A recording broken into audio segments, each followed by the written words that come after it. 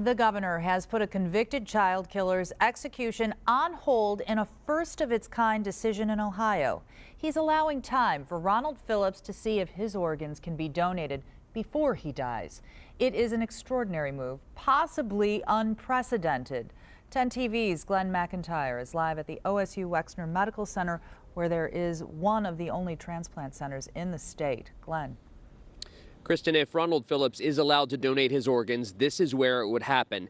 Tonight, he's been taken from Lucasville, where tomorrow he was to be executed and returned to his death row cell in Chillicothe. But it could be some time before he learns whether his final wish will be granted. He raped and murdered a 3-year-old girl in 1993, the kind of criminal few would say is worthy of mercy. Days before he was to draw his final breath, Ronald Phillips made a final request to donate his organs to his mother and sister, one suffering from kidney disease, the other from a heart condition. Ohio prison officials denied the request due to security and logistical issues, but today Governor John Kasich granted Phillips' request for a stay of execution, saying Ronald Phillips committed a heinous crime for which he will face the death penalty.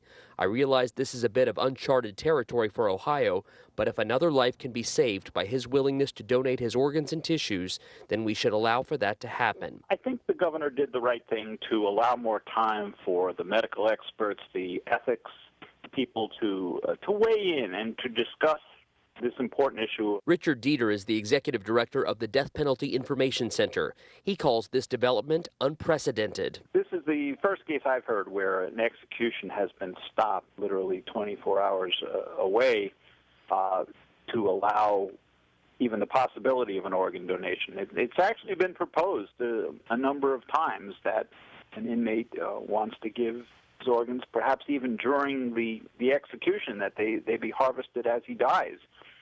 But that has not been allowed. The Ohio Department of Rehabilitation and Correction policy spells out how organ donations involving inmates will be handled.